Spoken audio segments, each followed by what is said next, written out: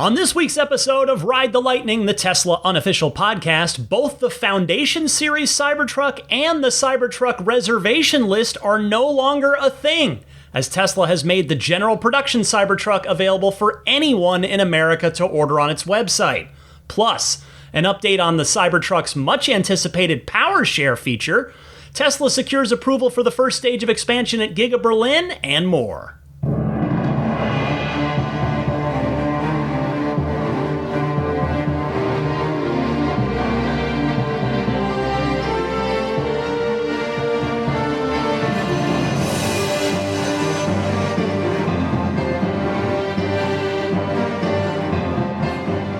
What's happening, friends? Ryan McCaffrey here, as always, joining you for Ride the Lightning, the Tesla unofficial podcast. This is episode 481, publishing on October 20th, 2024.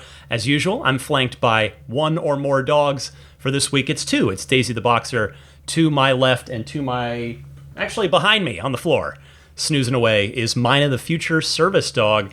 Another busy week of Tesla news, so I want to jump right into it. And I'll start here. Those of you who do not currently own or subscribe to Full Self-Driving Supervised may have found a pleasant surprise when you jumped in your car late this past week, and that is another 30-day FSD free trial.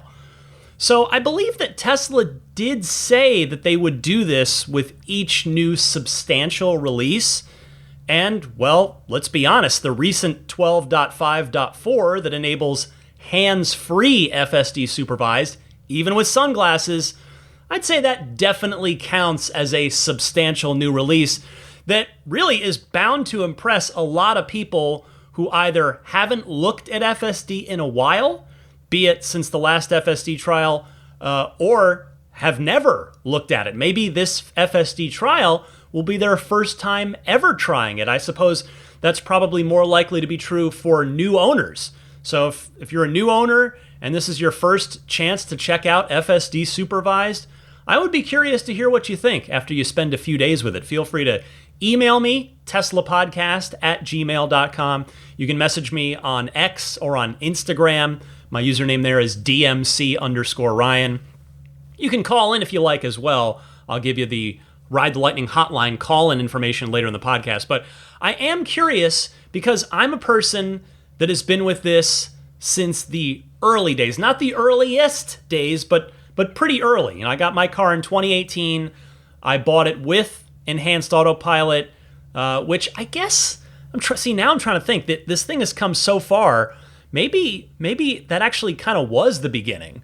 I guess the Mobileye stuff from Autopilot 1, if you had a 2013, 2014, 2015, 2016 Model S or X, in those last couple of years, you could experience Autopilot version 1 before Tesla started developing its own system. But in any case, you get my point. If this is your first time with it, you have a very, very different perspective than I do, somebody that's been watching it evolve over the past number of years. So enjoy it. Enjoy the free trial, 30-day free trial.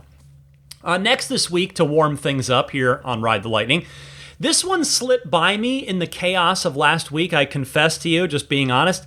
I want to say thank you to listener Doug Polzin for messaging me about it. And it is that the incentive on the Model 3 Performance was quietly reactivated last week, meaning that you can, once again, for Q4, get any paint color for free if you order FSD, which of course is $8,000, on your Model 3 Performance, thus allowing you to get any Model 3 Performance configuration you want and still get the $7,500 point of sale federal tax credit if you qualify for that credit. And the reason that I say any configuration is because the white interior, thankfully, is still included with the base price of the Model 3 Performance. So you can choose the white interior if you like, and you do not have to pay anything extra for it. So the base price of the car is $55,000, right at the ceiling of that $7,500 federal tax credit MSRP limit. Any paint color would put you over the edge, except, of course, the default stealth gray. But with this incentive, if you get FSD, you can get that point of sale federal tax credit, which is super tempting. I have to say, it's very, very, very tempting. My heart is still saying Cybertruck. My heart just wants the Cybertruck more. I think it would allow our family to do different stuff, more stuff than buying another Model 3 Performance and having two of the same car. But certainly my brain is like, this is a lot cheaper. This is still a great car. So if you're thinking about it, this is a great deal. I mean, I would argue, and I recognize my bias here as a longtime Model 3 Performance owner, I would say this is the best value, overall, all-around value that Tesla offers. I know the new base Model 3, the long-range rear-wheel drive, is just the straight-up best value that Tesla has, because that's a 363-mile range car that you can get for $35,000 out the door. That's just crazy. But the Model 3 Performance, if you enjoy the extra performance, for $55K, or if you want to get FSD with it, that'll take you basically after the credit to $55,500 with any paint color and either interior color. $55,500 out the door for what that car is and what it can do. And it's got the nicer seats, and it's got the nicer exterior design pieces to it, the spoiler and the diffuser and the front splitter. It is just, that car is insane. I mean, I'm sorry for longtime listeners that have heard me say this 100 times before. I joke on this podcast from time to time that no one in history has ever paid more for a Model 3 of any kind, but Model 3 Performance specifically, but you can just generalize this. No one's ever paid more for a Model 3 than I did, because I bought the very first round of Model 3 Performance, and it was $80,000. Now, I did get some incentives on that. There was a California, and then there was a federal at that time as well, but at the out-the-door price, the sticker price was $80K, and now, so even if we take the federal tax credit out of that, $72,500, and yes, that was with FSD, $72,500, now you can get the new Model 3 Performance, which is a far better car, with FSD out the door for $25,000 less, or I guess 20, basically $20K if we're comparing total apples to apples. It is crazy, and that's not even factoring in inflation. So that is a killer value on the new Model 3 Performance. So glad that Tesla is continuing to offer that really excellent incentive, because I get that they probably don't want to lower the price of the car any more than the $55,000 it's at now, the base price. So by offering this, it's, you get something out of it by getting to choose any configuration you want and still get the tax credit, and Tesla gets something out of it. They get a sale on FSD. So I'm so glad that this got quietly turned back on after Q3 ended, because when Q3 ended, it did get turned off, but clearly for not very long, it was quietly turned back on. And in fact, as it turns out, the incentive, the deal in Q4 is actually better than it was in Q3, because there's one other new piece to this puzzle, and that is Tesla's offering 0% financing instead of the 1.99% that they were offering last quarter. Now, it's for well-qualified buyers. Do I know what well-qualified buyer means in Tesla's view? No, I have not been able to get that deep into it. But if you feel like you've got a pretty good credit score and you're in the market for a Model 3 Performance, for $55,500, you could you're sitting pretty with what you're getting.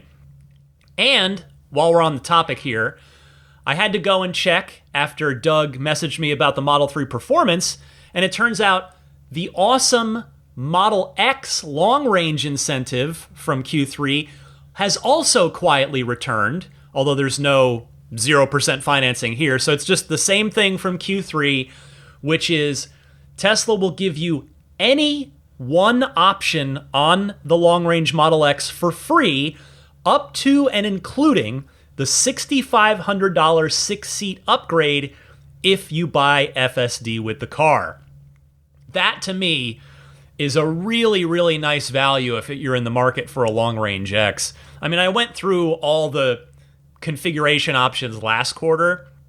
For me, I'll say the same thing I said last quarter, it's the 6-seat option would be what I would choose there. I just highly recommend that 6-seat option. It just, to me, maximizes the interior space while also providing a great balance of seating as well. You can seat 6 people pretty comfortably in the 6-seat configuration.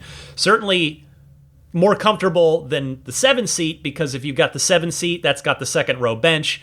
Then the 2 people in the third row are a good bit more cramped than they are in that 6-seat config, where they can extend their legs out into that space, that aisle space between the 2 second row seats that are on those beautiful pedestals.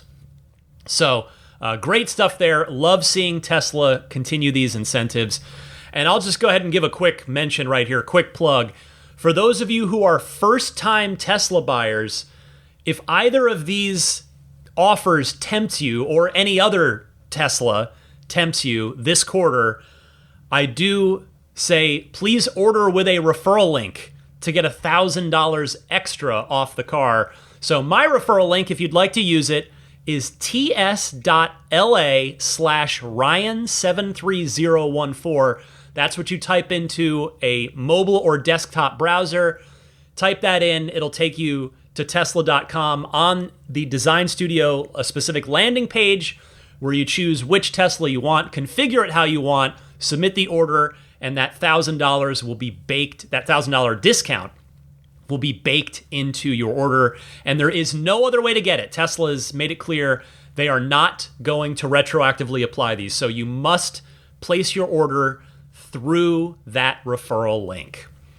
I also wanted to start the podcast, by circling back on something that I mentioned at the top of the podcast last week, but it was so late breaking at that time that I mentioned it, but I admitted in that moment that I just hadn't had any time to really chew on it. Well, now I have, and I want to talk some more about it. And that something is the fact that, well, at the time, this actually changed again over the course of the week, but that during last week's recording, my August 2022 Cybertruck reservation was invited to configure with an immediate delivery window. Well, it turns out, even though I'd wondered aloud about this on the podcast last week, it turns out that, as expected, I wasn't special. It turns out now, at every pre-launch reservation got invited to configure. In fact, reservations are officially useless now in the United States. In the US, you don't need a reservation unless the only value that reservation still has, other than the literal $100 of your reservation price that would be converted, that would be applied to your order. So the only use for a reservation now is if you've got an early reservation that can get you $1,000 off of FSD on the Cybertruck.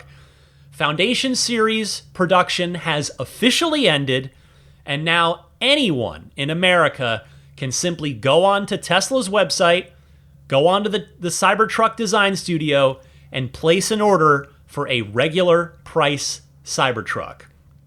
And so as I sat with this week, I had to think about, is this a good sign for Tesla? And I couldn't come up with one. It just doesn't seem like this is a great sign. I think the take rate, meaning the number of those reservation holders who placed an order for either the $80,000 dual motor or the $100,000 Cyberbeast, from that first wave of day one reservation holders that were first invited to order the general production truck, that take rate must have been quite a bit lower than Tesla expected, which is no doubt in no small part, as a number of you folks mentioned in the comments on the Patreon poll that I'll get to in a couple minutes, no doubt in no small part to the fact that the individual $7,500 point of sale tax credit is, as of this recording, still not currently available on that $79,990 dual motor Cybertruck. Hopefully that's going to change really soon, but until it does, it seems like a lot of people are holding off. We know that Tesla sold, I guess now that we can close the book on the Foundation series, Tesla's sold roughly 35,000 Foundation series Cybertruck. Maybe it's the 35 to 40K range. We might never know the actual final number. And that's in just under 1 year. Because as we know, first deliveries of the Foundation series Cybertruck started on November 30th of 2023. So just under a year, in fact, just over 10 months, really. 10 and call it 10 and a half months is about where it landed. So just about a full year. 35 to 40K. And so now Tesla is saying to the other million plus reservations, because again, the people outside of North America have not been invited yet because Cybertruck's not available outside of North America yet. They're just saying, hey, you can go ahead and order now. I mean, we all spent, or at least I'll speak for myself, I certainly spent years thinking that the backlog of Cybertruck reservations was going to take literal years to get through. So now what does this mean? Where does this leave us? As I said, I'm struggling to find a good reason or a good outcome here. I'm struggling to find a ray of sunlight in this cloud, because it makes me wonder, okay, does Tesla not have the demand to reach 250,000 Cybertrucks produced and sold per year, which is the number that Elon has quoted to us over and over again, going back several years to when I was the first person to ask him that question in public, back at Battery Day of 2020, and the answer he gave me was 250,000. Is this now why Tesla is now looking at taking the Cybertruck to international markets, which I've been talking about on recent podcasts, after originally saying that they probably wouldn't do that it would probably only ever be sold here in North America? If they don't have the demand for 250,000 trucks per year, whether that's domestic or global, does that mean that there could be extra production capacity that would become available at Giga Texas for something else, be it the Robotaxi, Optimus, or maybe even the next-gen Roadster gets made out there? I mean, that's assuming that 5,000 trucks per week, which again is the previously stated production goal, required more than one production line, and I have no idea if it does. 5,000 a week might be totally doable on one line, and so maybe on the manufacturing side, it won't really change at all as far as the footprint in the factory goes. But my point is, I still have a lot of questions about this highly unexpected turn of events. I mean, it is a good thing that anybody that wants one can order one. I guess that's the ray of sunlight here. That's the silver lining on this. But for all the publicity and the hullabaloo around the fact that Tesla had roughly 2 million reservations. Granted, they were only $100 and they were refundable, but I'm not trying to move the goalposts here. That's still a lot. 2 million is a crazy number of reservations. I mean, it crushed the number of reservations any other Tesla product has ever had. Although, in fairness, the reservation cost was a lot higher on previous cars. The Model 3 was north of 400,000 reservations before it went into production, but that was a $1,000 reservation. It was, as Elon would like to say, an order of magnitude higher in price to reserve a Model 3 than it was a Cybertruck. So, again, I'm left with questions, and one of them is, could a price cut on the Cybertruck be coming sooner than I could have even remotely expected? I mean, I can't see them cutting the price anytime like crazy soon, like not this year, not in the last month and a half or two and a half months of the year. It's not going to be something like that, but could next spring be a possibility? Next summer? I mean, it might not be out of the question. But does this move of opening the reservations to anybody in America, does it discourage people from converting their reservation into an order if they instead think, if they look at this and go, well, gee, if they're opening it to everybody, maybe a price cut is coming sooner rather than later, and maybe I should just wait and potentially save $5,000 or more if I wait 6 months, 9 months, a year. Which if enough people do that, it kind of becomes a self-fulfilling prophecy, because Tesla will have to cut the price if the demand just isn't there. I mean, they don't have to, but if they want to keep production volumes up, they will have to. And if and when, I guess it's not if, but when Tesla does cut the price, whether it's next year or sometime further down the road as originally thought, will that first price cut be $5,000, or perhaps even something more drastic like $10,000? I would suspect $5,000 would be the ceiling for the first price cut. And if you think that still sounds like a lot, particularly for the near term, like if it does get a $5,000 price cut within the next year, there is precedent for it.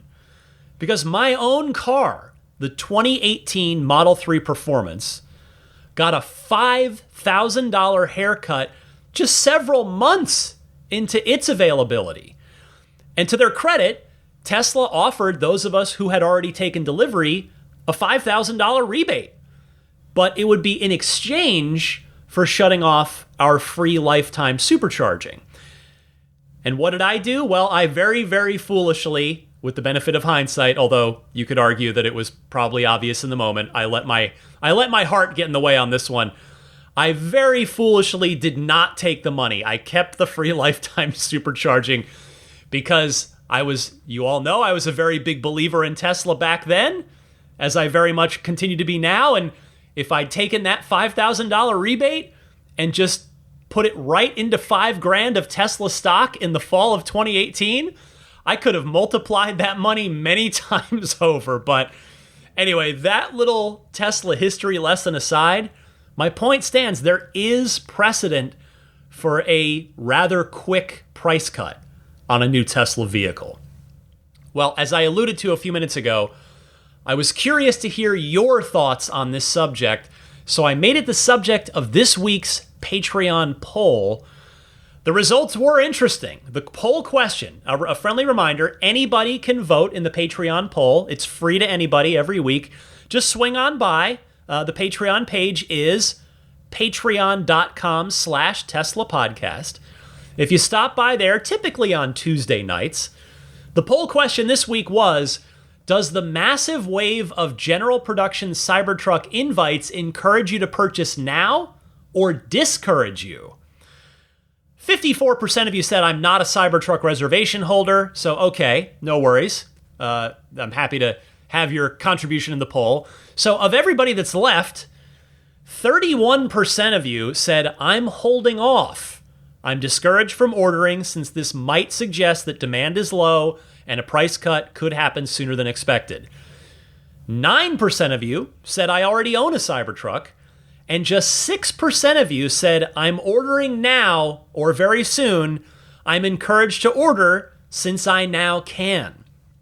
Again, lots of great comments on this. I'm so grateful to everybody that took the time to vote, and extra grateful to the kind folks that took extra time to leave a comment.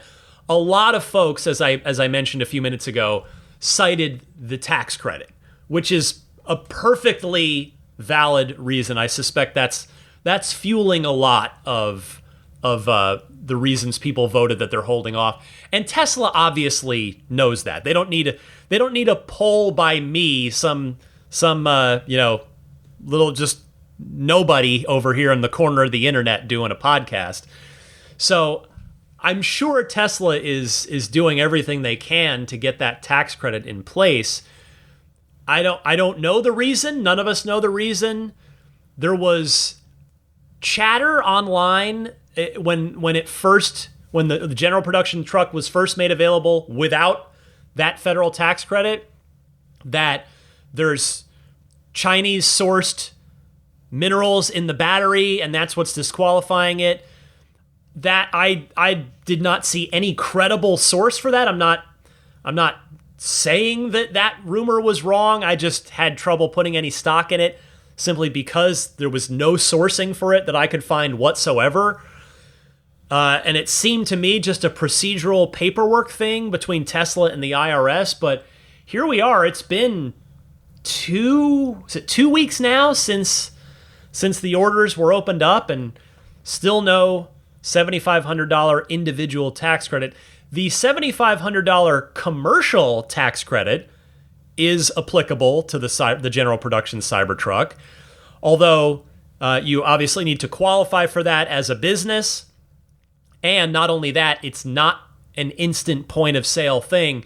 You have to file it with your taxes and claim it later, similar to how the old $7,500 tax credit for regular folks like me and like you got on our Teslas years ago, before the Inflation Reduction Act revamped the tax credit program. So it's a very interesting situation with the Cybertruck right now. I don't know who's going to blink first, if Tesla's going to figure out the tax credit thing, or if the IRS really is just dragging their feet or going through the procedure they need to go through to get that tax credit applied. Certainly, I'll be keeping a close eye on this because it affects a whole lot of you. There are so many Cybertruck potential buyers listening to this podcast right now that this is a really interesting moment in Cybertruck's history, and an unexpected one, at least for me. I never expected we would be sitting here less than 1 year into production with orders open to anybody in America. So we'll see what happens in the coming weeks. Next up, there is nevertheless good news, good sales news in particular for Cybertruck this week, and it comes via Teslarati, who says that Cox Automotive data has revealed that the Cybertruck was the United States' third best-selling EV in the third quarter of 2024. Teslarati writing the all-electric pickup truck was just behind its two stablemates, the Model Y and the Model 3, which were the U.S.'s best and second best-selling EVs in Q3. As could be seen in Kelley Blue Book's electric vehicle sales report for Q3 2024, Tesla remains the undisputed king of EVs in the United States, with nearly 167,000 vehicles sold in the third quarter.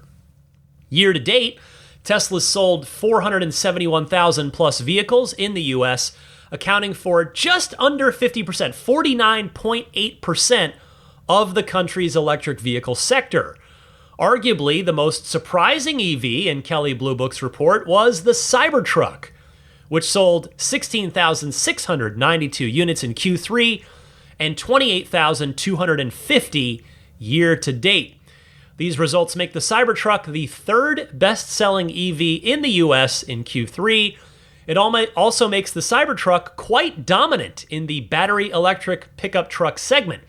For context, the F-150 Lightning, Rivian R1T, and Chevy Silverado EV sold 7,162, 3,817, and 1,995 units in the third quarter, respectively.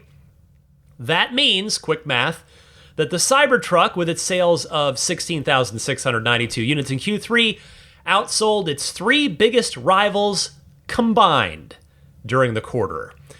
So yes, Model Y and Model 3, numbers 1 and 2, no surprise there, but if you ask me, it is wild that the Cybertruck is already, even at its Foundation Series pricing, which has now come to an end, but even at six figures, the Cybertruck is already outselling everything else not made by Tesla. the Mach-E, the Ioniq 5, the ID4, the Leaf, the Bolt, etc. That is just nuts to me. Now, I don't want to be negative here because I do genuinely root for all EVs to succeed, but that sales statistic to me reflects as poorly on those other cars as it reflects well on Tesla and the Cybertruck.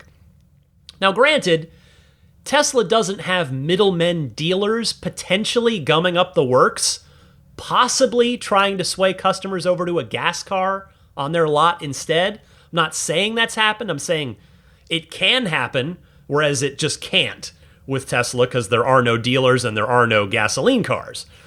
So basically, even if Tesla only ends up with half the demand that they thought they would have, circling back to the first story today. So let's say the Cybertruck lands at 125,000 units per year instead of 250,000. Well, guess what? They're still going to be sitting very pretty relative to the competition. Although, again, it's not really about the competition. The competition isn't other EVs. The other EVs are friendlies. The competition is ICEs, internal combustion engine vehicles, and Tesla wants to move as many EVs as possible because most of those sales are going to replace a gas-powered car, and that is the ultimate end objective here. Moving on, we are still talking about the Cybertruck, and I realize I'm already 30 minutes into this podcast. While we are on the subject of Cybertruck, I wanted to say a big congratulations to somebody I've become a big fan of over the past couple of years as I've watched his channel. And that's, it's technically Hagerty's channel, but congratulations to veteran automotive journalist Jason Camisa and his employers at Hagerty. Their Icons video, Icons is the series, but their Icons episode on the Cybertruck from last year, right after the delivery event, it won the Best Journalism Film Award at the 2024 International Motor Film Awards. The Cybertruck lead engineer, Wes Morrill, took to X to congratulate Jason and the Hagerty team. I wanted to read you his statement because it's very sincere, I think.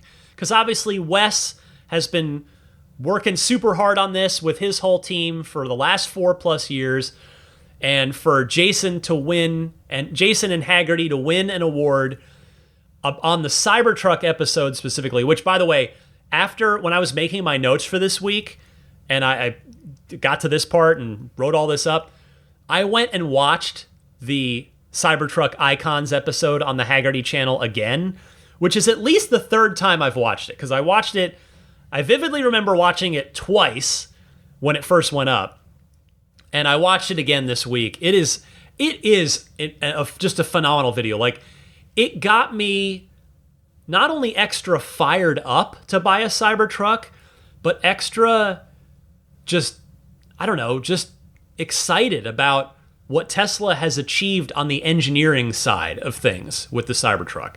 So here's Wes's statement. He says, when Jason Camisa showed up at the Tesla office one morning, Lars Moravi and I met him out front with a Cybertruck where we did a quick walk-around introduction. He then spent the entire day sitting in back-to-back tech reviews with every one of the engineering teams, getting a tour of our test lab, and generally smiling and nodding. In the afternoon, we took him over to the test track to introduce steer-by-wire to the first non-Tesla person ever. Exciting. Would he love it? Would he hate it? Terrifying. He's an automotive journalist, and we took away his mechanical doodads and replaced it with fancy tech. I was half expecting a lot of expletives and personal denigration. He had only a minor comment on the steering feel, and the team fixed it before giving him the truck to film. Have I mentioned they are unbelievable rock stars? He seemed to ask good questions, but I wasn't really sure how much he would retain.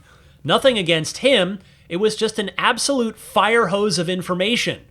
You can imagine how a team of die-hard engineers may have responded to someone interested in the details of their years-long hard work, which they had previously not been allowed to share with anyone outside of their colleagues. And then he adds, in retrospect, sorry, Jason. I remember walking with him to the front lobby at the end of the day and asked how he does it. His answer was just that he takes all the coolest info and distills it down to something stupid simple that resonates with the general population. His tone was self-deprecating, but I suspected he was downplaying his skill. We sent him on his way with a truck for just 2 days to film nearby. Cybertruck launch was in 2 weeks, and so we got back to it. I think I flew back to Austin the next day for my 30th trip of the year or so. I'm told his team worked basically 24/7 to edit and compose the video in that time frame. Later, he mentioned that icon videos usually take weeks to film and months to edit. Sorry again, Jason. The day of the launch, the embargo lifted and the icons video that came out completely blew me away. I was impressed not only with the density of information, but his ability to make it tangible, engaging, and entertaining. I watched the video an embarrassingly large number of times, so it's no surprise to me that Jason and his team just won Best Journalism Film for the Tesla Cybertruck episode at the International Motor Film Awards. Congrats. So, yeah, that was pretty cool.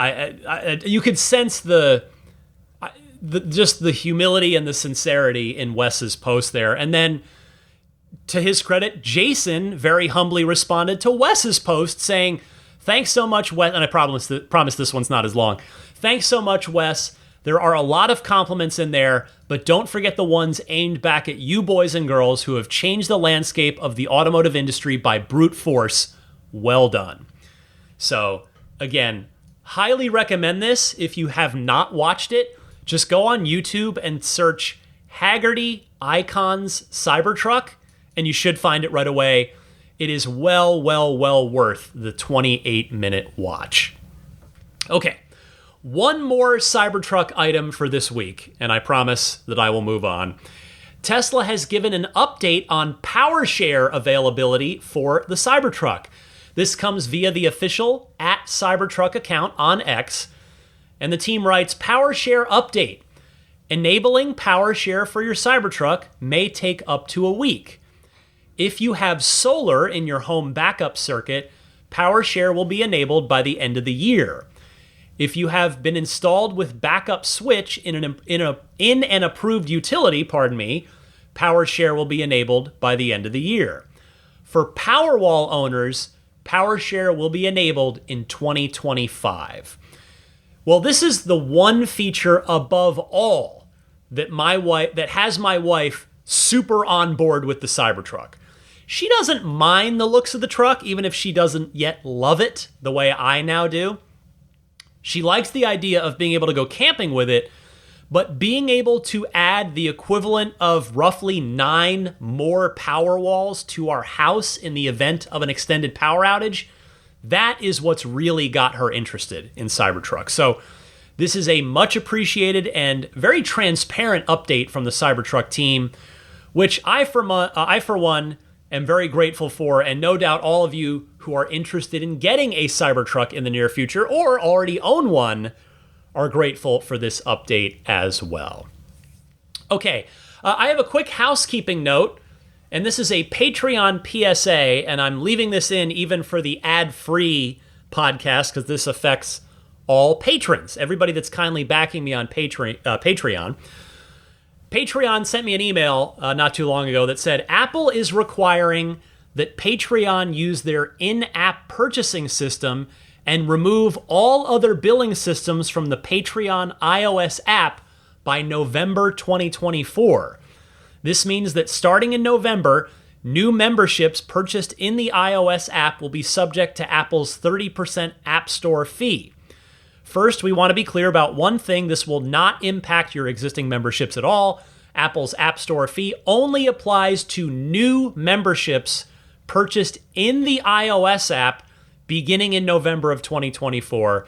And so I just wanted to say here, if you are an iOS user and you are kind enough to support me on Patreon, I mean, if you're already doing so, don't worry about this, you're not affected. But if you are considering joining my Patreon at some point in the future, I highly recommend, just keep this in the back of your mind, that if and when you do, sign up on the website on patreon.com/Tesla podcast. Do that on the web, either on a desktop or your phone or tablet or whatever, rather than signing up through the Patreon app. So don't do that so that you don't get hit with that ridiculous iOS fee. Just if you see it in your heart to back me on Patreon, start in the future, please sign up via the website rather than the Patreon app. I want to apologize for the inconvenience there and thank all of you for your understanding. Obviously, this is totally out of my control. And speaking of Patreon, don't forget that all tiers of my Patreon now include ad-free episodes. So ad-free and early access to each week's episode at any tier. If you step up to that $10 per month tier, that's the most popular one, you will also, on top of those two things, get the weekly lightning round bonus mini episodes. There are now 117 of them. This week's was about how I would have improved the Robotaxi reveal event with the benefit of 2020 hindsight. But I brought some constructive criticism to the table with me and talked through that. So if you are backing me on Patreon, hopefully you enjoyed that one. And if not, feel free to join me on Patreon at patreon.com/Tesla podcast.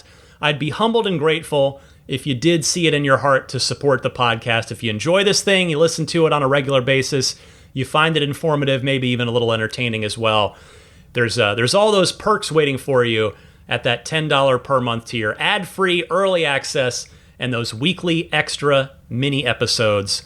So check that out. Again, patreon.com/Tesla podcast.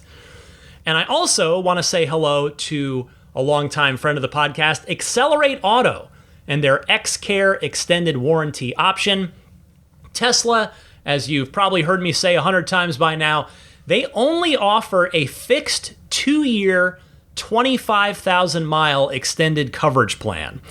Well, XCare is far more flexible than that, and you can buy it any time. With Teslas, you have to sign up for it before your factory warranty expires. With XCare, you can opt into that any time you like, whether you want to go 3 years and 40,000 more miles, which is what I did, or you want to go up to 10 years and 125,000 more miles. You can do that, or anything in between. It's totally up to you. That's what I like about XCare. They also offer everything Tesla does, which means a $100 deductible, 24/7 roadside assistance, but XCare goes above and beyond what Tesla offers by offering rental reimbursement and trip interruption coverage.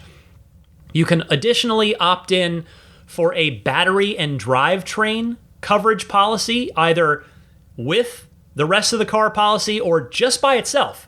If you don't want to worry about the rest of the car, but you just want to get that battery and drivetrain covered, you can do that as well. So if you're interested in that, head on over to the website. It's accelerateauto.com/xcare, and that's spelled XCELERATEAUTO.com/XCARE. And don't forget to use the discount code LIGHTNING for $100 off your purchase.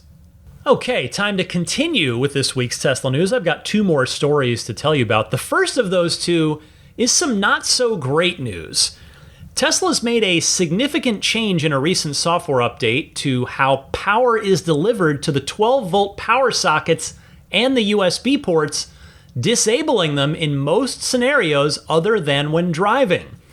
I saw this on Drive Tesla Canada, who writes, previously, Tesla owners could utilize the 12-volt power sockets and USB ports found in the center console, glove box, or trunk, or some combinations of these depending on the vehicle you own, to power aftermarket accessories.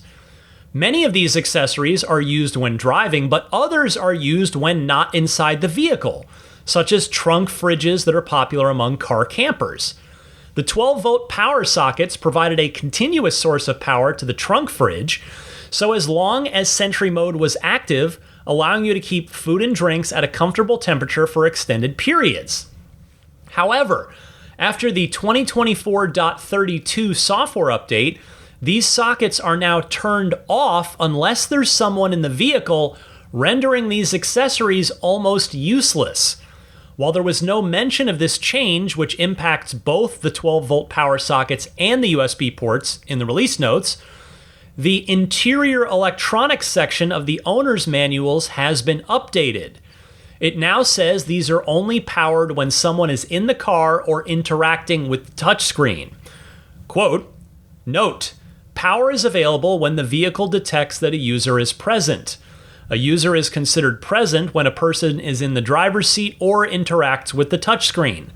Power is also available whenever the low voltage battery is being charged or in use, when you charge the high voltage battery, or when the vehicle is communicating with the mobile app.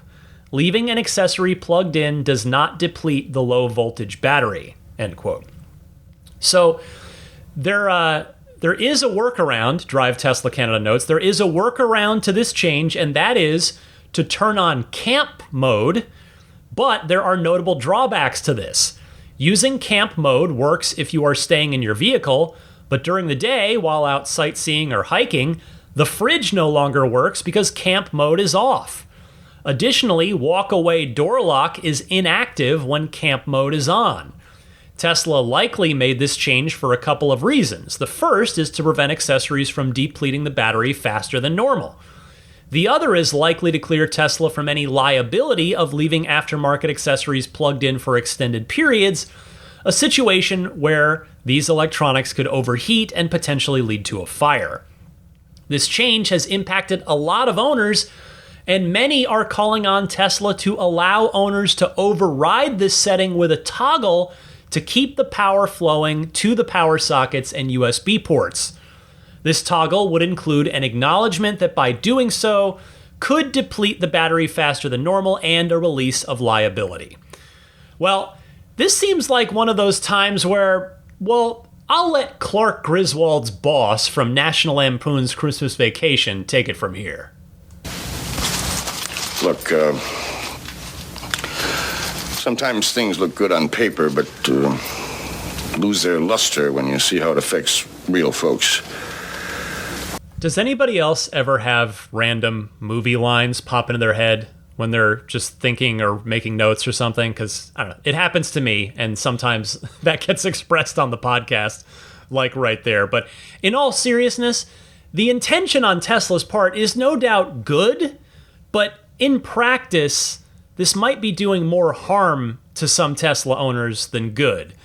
So hopefully Tesla considers the feedback that the community has already given on this and implements a happy middle ground, or, as has already been suggested in the Drive Tesla Canada article that I read to you, the compromise, as maybe that compromise that's already been proposed would work as well. Just a new set of software options, give that full functionality back to those who want it. I just wanted to let all of you know about this story in case you find yourself affected by this, or you're planning on doing a camping trip or something. I don't want you to go into a situation where you think you're going to have a cooler that's going to stay refrigerated and then find out, oh no, the car doesn't actually let you do that anymore. So wanted to put this out there as a PSA, I guess, if nothing else. And then the final story I have for you this week is a happy one, and it's that Tesla has secured approval for the first stage of Giga Berlin expansion. One more tip of the cap to Drive Tesla Canada, who writes, Tesla has officially received approval to proceed with the first stage of its Giga Berlin expansion plans, which will see the facility's production capacity more than double to 1 million cars per year, making it the largest automotive factory in the country. Can we just pause there for a second? Germany, a renowned automotive hub, BMW, Audi, Mercedes, I guess, the whole Volkswagen group. That is pretty impressive that Tesla, an American company, going into Germany will have the highest output capable anyway, until they're not currently making 500,000 out of Giga Berlin. I do need to, in fairness, state that. But that's pretty cool that Tesla's going to be able to to claim that in Berlin. That's pretty sweet. Anyway, getting back to the story, the local environment ministry approved the construction of additional infrastructure at Giga Berlin, marking the beginning of a 3-stage expansion process. The approval covers the construction of a large hall, which will house storage areas, a battery cell testing laboratory, and expanded logistics infrastructure, according to a report from Reuters. All of the new construction will take place on land already owned by Tesla, aligning with the company's originally announced plans. Well, this is fantastic news, obviously.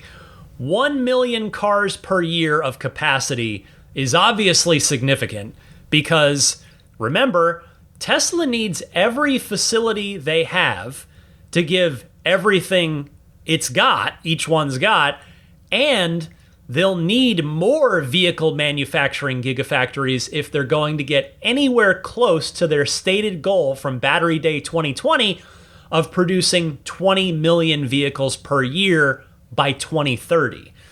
Now, for Giga Berlin specifically, it doesn't seem like there's a need for them to produce the Model 3 there, because Giga Shanghai seems to be filling demand for the Model 3 quite fine by just exporting to Europe.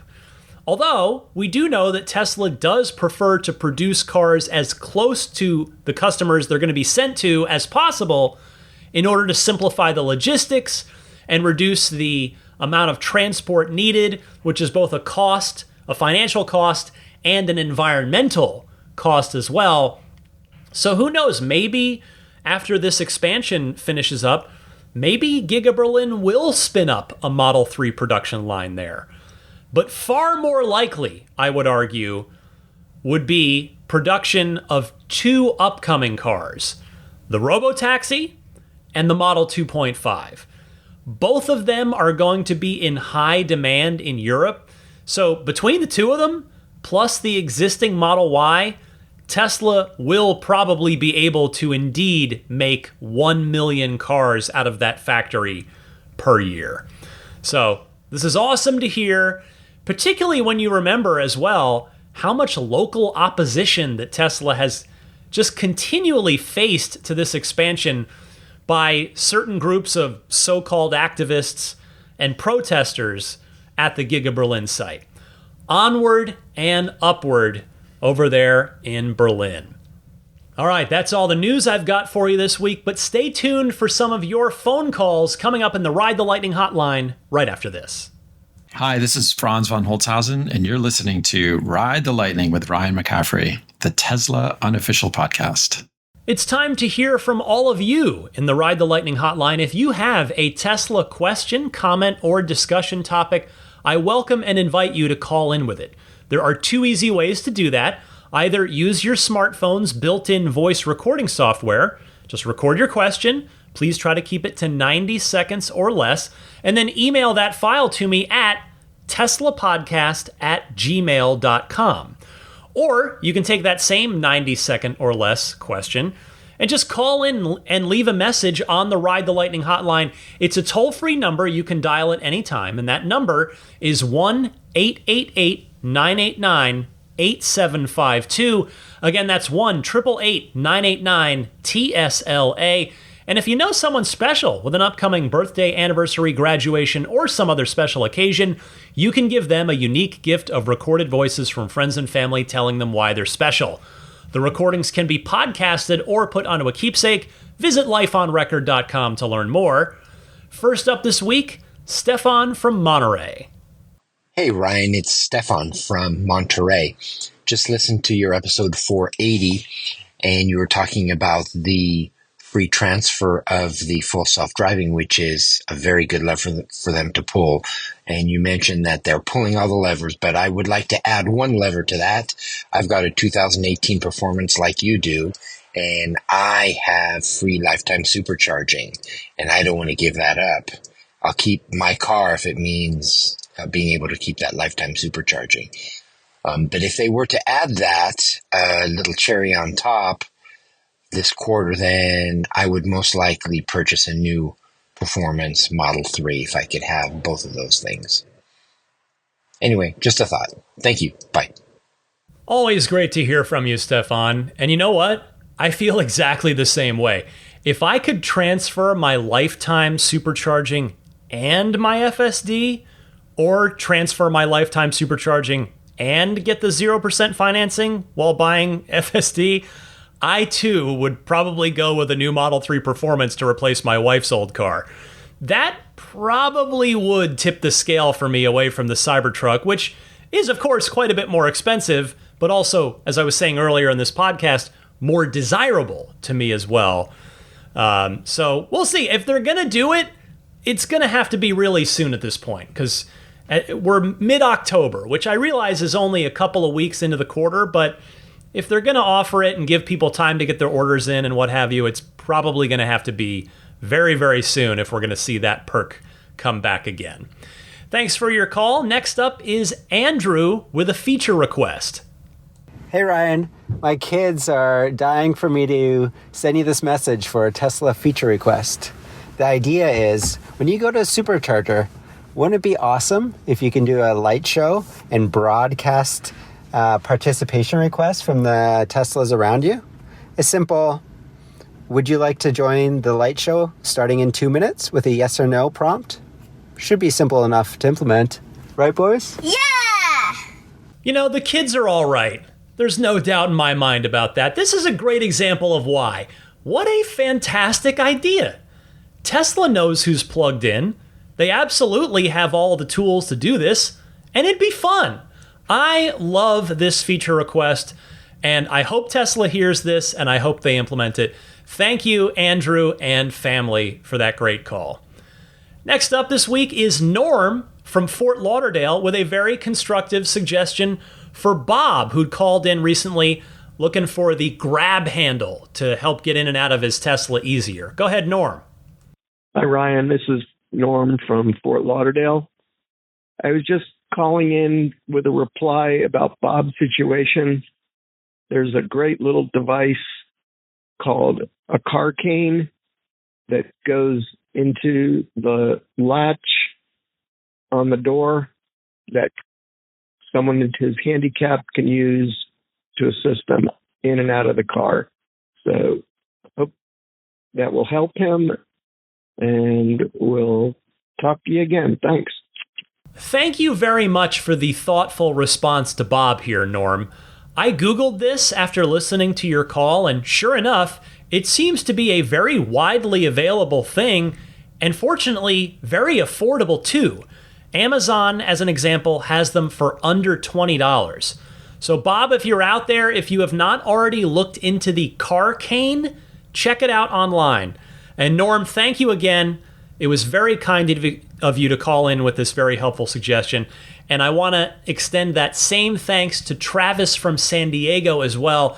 Travis also called in later with this exact suggestion. Love it when the Ride the Lightning audience helps each other out. That's part of why I love doing this podcast. I've got time for one more call this week. It comes from Franco in London. Hi Ryan, Franco here from London, long-time listener, second-time caller, proud owner of a Model 3 Performance. So, reason for my call today is based on your show last week where you were talking about the music station or application Slacker coming to an end. What you may not have been aware of was that Spotify Premium had been included in the European offerings for quite some time. I've had my car for 2 years now, and Spotify Premium, which would normally be sort of £10 or £11 a month, has been included since day one. And I'm enclosing a screenshot to the email showing the copy of the correspondence that I received from Tesla saying that it would no longer be included any longer. So that's a £10 or £11 a month option, which was really nice and made it feel good about paying that monthly premium for Tesla Premium connectivity. That's also gone by the wayside. Now, I didn't hear it mentioned last week in the show, so wasn't sure if you were aware, but yeah, that's gone for European, certainly in the UK, but European customers have lost that too with effect from slightly later in the year, which is a real pain really, because it was, as I say, a nice sweetener to the deal. But anyway, thought people might be interested in that one, and really appreciate all the work you do with the podcast, and speak soon. Thanks. Thank you for mentioning this, Franco, and I do want to apologize for not including this as part of my Slacker report from a couple episodes ago. Bummer that there doesn't seem to be any sort of discounted rate coming for UK and European customers, the way that there is for US and North American folks with Slacker. But Franco, I appreciate that call. Thank you so much for calling in. Thank you to everybody that kindly took the time to call in to possibly be featured on the podcast. I've got more of your phone calls ready to go for future episodes, and keep them coming. If you've got a Tesla question, comment, or discussion topic, please feel free to call in. I gave you the 2 easy call-in methods at the top of this segment. This podcast, however, is not yet concluded. There is more to go.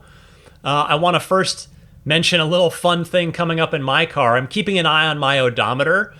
I am very close, maybe a week, maybe 2 at the most, of hitting 69,420 miles on my Model 3. And I'm hoping that it won't happen while the car is moving, and I'll be able to stop and capture the moment for Instagram, just because it is funny. It's fun. So we'll see about that. But otherwise, I've just been enjoying having a clean car this week. I washed it last weekend, but we're still, knock on wood, still enjoying very nice, clear, sunny weather here in the San Francisco area. So it's been fun to get out and drive. An entertainment recommendation for you this week, a show that I have enjoyed the whole way. It's now in its final season. As of this recording, we're 3 episodes into that final season, and that show is on the CW. It's Superman and Lois. It's really good. I tell you, I think it's been a really good take on Superman and giving him a family, and it's been a really well done show, and I've enjoyed the first 3 seasons, and so far, 3 episodes in, I'm really liking season 4 as well. You can check it out, as I do, just on the CW app. There are an annoying number of ad breaks during it, but hey, at least it's free if you don't have cable television anymore, which I haven't had for the better part of 15 years. So check out Superman and Lois if that's of interest, or if you already watch it but didn't realize that the new season has started. Time for your Tesla Pro Tip of the Week. It comes from Ryan.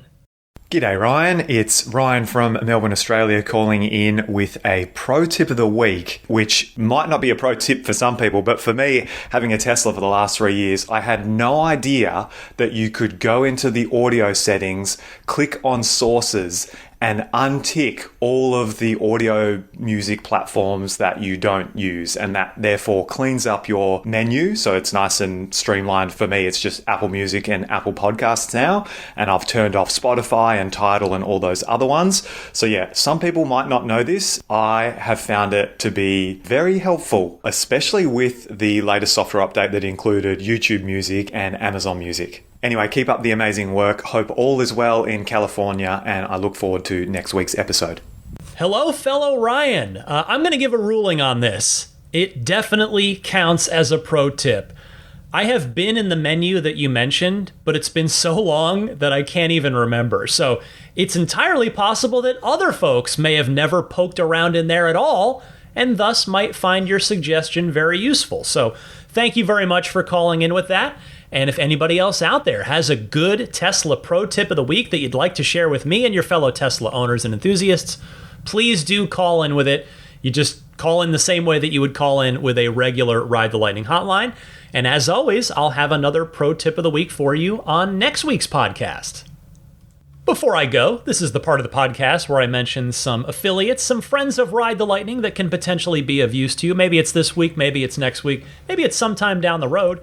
I start with abstractocean.com, and not just because they're alphabetically first of all of the friends of the podcast. They also have the most stuff. There are so many accessories on abstractocean.com for all 5 currently in production Teslas. The ultra premium tempered glass screen protectors are a big one I mention a lot. How about the super hydrophobic camera cover for Model 3 and Model Y? If you live in a place where a lot of dirt gunk gets kicked up in the back of your car and your rear view camera gets covered up or gunked up, well, this is a $17.50 piece that goes over that camera cover that will help keep any liquid, anything off of it. They've also got Model 3 refresh mud flaps, lots of different lighting kits, both internal and external. Just so much stuff. Check them out, abstractocean.com.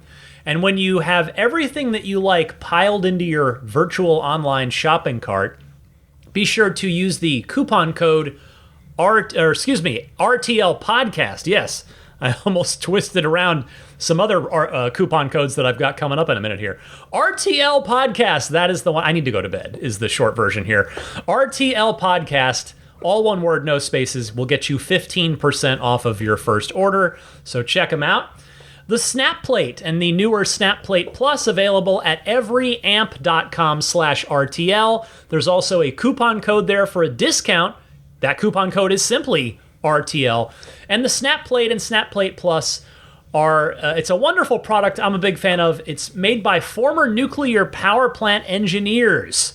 It's a nice, minimalist, strong, safe front license plate bracket if you either want or legally need to have a front license plate on your Tesla. They also have it for Cybertruck now as well, so they've got it for everything. It is safety optimized with breakaway features to sacrifice itself in a worst case scenario, like a parking accident or a car wash. Meanwhile, the Snap Plate Plus is strength optimized with hardened features for maximum strength. Both have that signature minimalist aesthetic that blends in really well with the Tesla front end. Both are made from recycled, made in the USA plastics with stainless steel reinforcements. So again, get yours at everyamp.com/RTL, and don't forget the coupon code RTL as well. If you're in or going to be in the greater San Francisco Bay Area, I wholeheartedly recommend that you bring your car, your Tesla, or any other car in your garage that you care about, over to Immaculate Reflections. You can hear the satisfaction from Mine of the Future service dog. She is honking her toy, her squeak toy, in approval back there. I think I'm going to have to take that away from her for about the next 10 minutes or so. Let's see if she goes back to it. Anyway, Immaculate Reflections. Great detailer. Jeff and his crew there did a wonderful job on my car, and I'm almost 6.5 at this point. Well, six plus years in, the car, if I may say, still looks brand new. It just looks incredible, and that's a testament to the fine work of the detailing at Immaculate Reflections. Whether you want to do ceramic coating so that you don't have to wax the car for the next 3 to 5 plus years, maybe you want paint protection film to protect that paint on some of the car, maybe the front of it where the high impact areas. Maybe you want the whole thing. You could also do paint correction to get all of the flaws out of that paint. Every car out of any factory, Tesla or anybody else, has flaws when it comes out of the factory, and a professional detailer using a process called paint correction can take those out and have your paint finish looking absolutely stunning. I've got that on my car, and I'm so grateful that I do. It looks great. So irdetailing.com is the website. If you want to reach out and get in touch, you do it through the website. When you do so, make sure to mention that you're a Ride the Lightning listener, and there will be a very nice Ride the Lightning listener discount offered to you. And let's see here. The Patreon. Well, I mentioned it near the top. I'll mention it here again one more time. The Patreon is what keeps this podcast going. I've gone every single week since August of 2015 here, 481 now straight weeks. Super proud of that. It is your support that enables me to keep going and just continue to justify the time out of my life spent doing this. I do enjoy it, don't get me wrong. It's not a job that I'm just trudging through. I'm lucky I have a day job. I do this of my own volition, but it is your support that really helps. So if you see it in your heart, maybe today, maybe tomorrow, maybe next week, maybe soon, you can support me on Patreon by going to my Patreon page found at patreon.com/Tesla Podcast. Patreon is spelled Patreon. And as I mentioned earlier, every tier, no matter what tier you pledge at, you get an ad-free version of the podcast exclusively through Patreon. And you also get early access to each week's episode. And then if you step up to that $10 per month tier, which is the most popular one, you'll also get those weekly lightning round bonus mini episodes, of which there are 117 of them now. So check it out, patreon.com/Tesla podcast. And as I said earlier, I guess I'll wait and mention that again when it actually gets to November. But don't join the Patreon through the Patreon iOS app, or if you are going to do that, do it by October 31st. If you're not already following and subscribing to this podcast on whatever your favorite podcast service is, I definitely recommend that you do that. I'm on all the big ones: Apple Podcasts, TuneIn, Spotify, YouTube Podcasts. On any of them, you can find me easiest by simply typing in Ride the Lightning Tesla Podcast into the search field. You'll find my podcast. Just hit the follow button or subscribe, whatever that podcast service calls it. And that way, each new episode will be delivered to you via push notifications, so you don't have to remember to go look for a new episode. As I mentioned also earlier in the show, the referral program is back. This is the most substantial referral program in terms of actual literal value to the user, because it's $1,000 off a Tesla.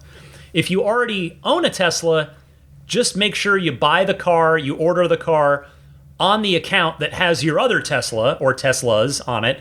But you'll get the $1,000 off as a loyalty bonus. But if you're a first-time Tesla buyer, order through my referral link, which again, the link, you gotta type this into your browser. It's ts.la/Ryan73014. This link will be in the episode description as well. From there, you can configure whichever Tesla you want, order it, and you'll have that $1,000 baked into the final price. You can follow me on Twitter or Instagram, or X, I should say now. I got to get in the habit. X or Instagram, same username on both. It's DMC_Ryan. You can email me anytime for Tesla-related things at teslapodcast@gmail.com. Finally this week, as always, I want to say hello and thank you to the upper tier, the top tier Patreon backers. I will start with the grandfathered-in Plaid level supporters this week. They are George Cassiopo, Logan Willis, Peter Chalet, Eric Randolph, Dory and Steve Guberman, the Tesla Owners Club of Taiwan, Ron Lee, Charlie Gillespie, Jeff Angwin, Chase Cabanillas, the Lydia family, Aaron Altschul, Jared Brown, Jerome Strack, Jamie Dalton, Mike and Barbara from Louisville, Matt Nixon, the Tesla Owners Club of Wisconsin, Ish, not Elon Musk, Peter, and the Bear Boys of Colorado. Next, I will move to the Maximum Plaid backers. By the way, we did have an awesome monthly Zoom hangout last week talking about... I'll tell you, the conversation went to all sorts of different places. It was a really, really interesting conversation. I mean, it always is, but I thought we kind of went deeper than just surface level, what do you think of what's going on in recent Tesla news chatter. It was a really, really good conversation about kind of the future of Tesla and where the company's going. We really had a good time, so thank you to all the Maximum Plaid backers that turned up for that. If you're a Maximum Plaid backer and you weren't able to make it, but you'd like to listen back to the call, it is available for you in MP3 form on Patreon. You should have gotten an email notification about that. And again, if you'd like to join us on those monthly Patreon Zoom Hangout calls, that is one of the perks of the Maximum Plaid tier. So again, you can hit up my Patreon page for more information there. So big thank you to the Maximum Plaid backers. They are Jonathan Wales, Cameron Clark, Daniel Grummer, Seth Capello, Nick and Tony, the Galpin family, Ryan from New York City, Darren Nickel, Kaz Barnes, Brett Libano, Patrick Wisniewski, Gil Cabrera, Todd Badger, Joe Edgel, Kevin Yank, the Tesla Owners Club of San Joaquin Valley, Will Stedman, Justin Perez, Jeremy Harris, Chris Beach, Tom Mills, Corey O'Donnell, Aaron, John Cody, Joel Sapp, Paul Casarino, Richard Corley, Chris Osborne, KB, Adam Lavoie, Jason Chalukas, Travis Krenzel, Bruce Otterstein, Tom Behan, Josh Pennington, John from Cream Ridge, New Jersey, Dustin Hart, Derek Finley, Charles Clement, Adam Christie, Damon Klein, Jeff Brown, and Jerry Slinger. And finally, an extra big thanks to the Roadster in Space tier backers: Pete White, Lyle Austin, Steve Radspinner, Fernando Cordero, Lawton from Chicago, Sean Neidig, Neil Weaver, Jackson Wallace, Rolf and Jennifer Evers, Howard Anthony Smith, Victoria Iacovetto, Tesla Hitchhiker 42, Carol Weston, Robert from near Philly, Kristen Rumble, American Home Contractors, GetAmber.com, Doug Carey, Rav, and Michael Gallo. Thank you to everybody for kindly taking the time to listen to this week's episode. It was another fairly long one, I think. Let's see, how long, where are we at here? Oh yeah, I guess it's actually pretty usual length here. Between an hour 15, hour 20 or so. But hope you've enjoyed this one. Very Cybertruck-tastic episode this week. I think most of you probably don't mind that, because it's always fun to hear about Tesla's newest and boldest vehicle that they've shipped. It's no longer the newest vehicle that they've announced. We've got the Robotaxi now, and the Robovan, technically, as well. But in terms of what they've actually shipped, Cybertruck is the latest and greatest, and it is always fun to chat about Cybertruck. So, I want to wish all of you happy electric motoring. I want to say thank you so much for your time and attention. Those are both valuable and I'll say rare commodities in the sense that you can't get more. It is a fixed amount. So thank you for spending some of your time and your attention with me, chatting about all things Tesla. I had a fun time on this one, as I always do. With that, I will see you again on episode... Oh, next week, by the way, 42 is going to be the earnings call show. Earnings call recap. I'll give you the highlight clips from Elon and the executive team, the analysis, everything I always do, my usual quarterly treatment there for the quarterly earnings call and shareholder letter. So that'll be a fun one as well. I always like doing those. So stay tuned for that next week.